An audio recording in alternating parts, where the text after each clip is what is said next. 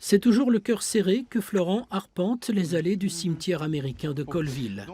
Ici, dans ce lieu chargé d'émotions, il contribue à sa manière à faire revivre la mémoire de ceux qui ont combattu pour la liberté. Derrière chaque croix se trouve un matricule et des histoires de soldats, de parents ou d'amis.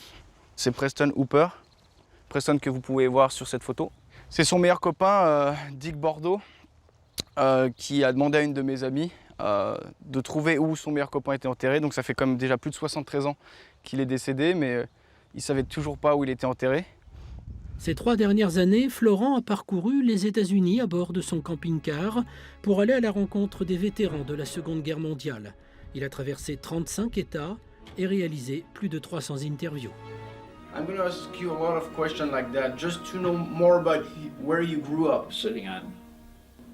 À 26 ans, ce Normand d'origine, arrière-petit-fils de résistants, a accumulé des centaines d'heures d'enregistrement et beaucoup de matériel de guerre ayant appartenu au GI. Des objets anonymes, mais qui ont une histoire à raconter.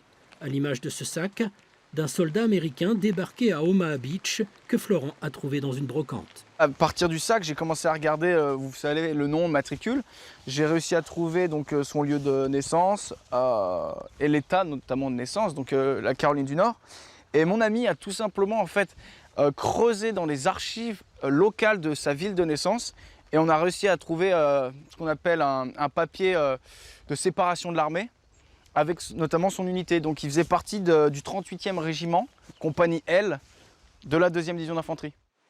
Afin de partager son expérience avec le plus grand nombre, Florent a créé un site internet et ambitionne d'ouvrir en 2018 un musée du côté de la Pointe du Hoc.